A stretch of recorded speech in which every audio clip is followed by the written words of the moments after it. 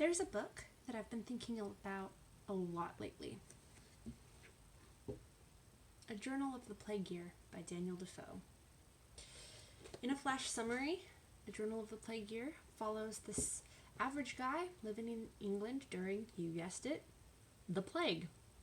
This book covers the community's reactions, the laws that leaders made to combat the spread of disease, explanations different people tried to give, doctors, astrologers, pastors, and overall, how the world changed when a disease took over. I wanted to talk about this book because there are a shocking number of parallels between 2020 and 1665, and unfortunately, not a lot has changed in the several decades between the two. I want to start by talking about conspiracy theories. Now, a lot of conspiracy theories that I've heard regarding the coronavirus are related to people believing that the government made up the coronavirus, or the government is trying to kill old people with the coronavirus. Just conspiracy theories. I don't subscribe to any of these. But conspiracy theories were very widespread during the plague year. We'll start with one on page 84. One of the worst days we had in the whole time, as I thought, was in the beginning of September, when indeed good people began to think that God was resolved to make a full end of the people in this miserable city. So a lot of conspiracy theories back in 1665 related to theology, related to God is punishing people with the plague. In addition to conspiracy theories, clickbait was a thing back in 1665. I thought clickbait only applied to the internet, but it applies just as much here. See, there were these quack doctors, as they're called in this book, who had these alternative ideas to combating the plague. A lot of it would be what we would call now voodoo. And I'll read some of these advertisements that people were trying to disseminate. Infallible, all caps, preventive pills against the plague. Never failing preservatives against the infection. Sovereign cordials against the corruption of the air. Exact regulations for the conduct of the body in case of infection. Anti-pestilential pills. Incomparable drink against the plague. Never found out before. And universal remedy for the plague. The only true plague water. The royal antidote against all kinds of infection. And such a number more that I cannot reckon up, and if I could, I would fill a book of themselves to set them down. And that's pages 29 and 30. Very early on in the book, these ideas tend to have a very immediate effect on how the people view things. And then on the next page, page 31, he talks about things that he saw people doing, ways that people responded to these alternative antidotes.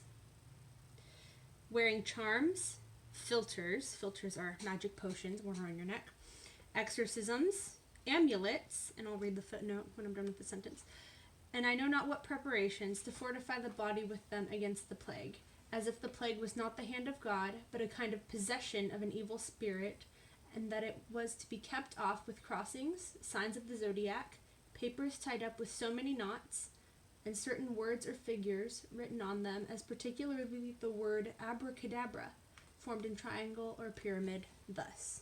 You can see.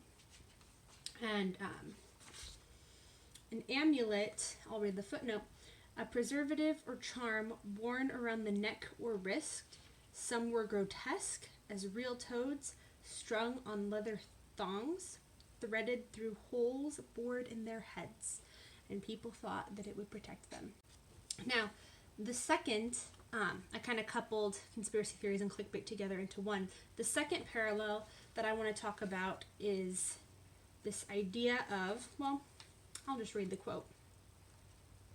There was a seeming propensity or a wicked inclination in those that were infected to infect others, page 124. And that reminded me of corona parties. Now, I don't think the influencers that you see on social media who are having these lavish parties all together, I don't think they have wicked inclinations. And the people at this time, I don't think had wicked inclinations. I think it's a mix of desperation to get out.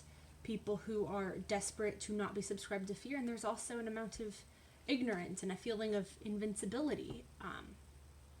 Sometimes I have a hard time believing that the coronavirus in 2020 is really happening, not because I don't want to wear a mask or anything like that, but because it's just so surreal that the world has changed so much. Sometimes it's hard for me to wrap my head around. This next issue is kind of humorous to me, kind of depressing to me. Here we go. Page 156. This next correlation is in the avoidance of the plague, the avoidance of the coronavirus. Let's read the best way to avoid the plague.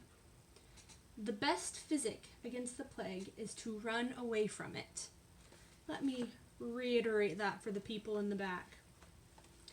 Page 164. It must be acknowledged that when people began to use these cautions, they were less exposed to danger, and the infection did not break into such houses so furiously as it did into others before, and thousands of families were preserved, speaking with due reserve to the direction of divine providence by that means. Avoiding the plague and avoiding the coronavirus, between 1665 and 2020, the solution is the same. Just stay home. This next issue that I want to talk about is very frustrating, and it's very depressing. It's depressing that not a lot has changed between 2020 and 1665, and that is there are communities who are unfairly targeted by disease. You know, I'm reminded of the quote in Hamilton, death doesn't discriminate, but I mean, sometimes it does. Sometimes diseases unfairly harm certain populations. On page 75, the narrator says, the plague was chiefly among the poor. Now I have the CDC website up here, and I want to read something that I mean, 2020 is really the dark ages. Let's be real. This is the CDC. The article is entitled Health Equity Considerations and Racial and Ethnic Minority Groups. It says, there is increasing evidence that some racial and ethnic minority groups are being disproportionately affected by COVID-19.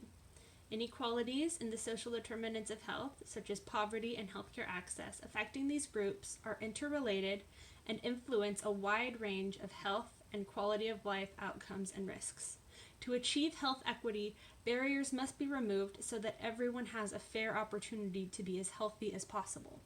Now, I already know, and I would hope it would be no secret to anybody, that healthcare in the United States is terrible, especially for the working class.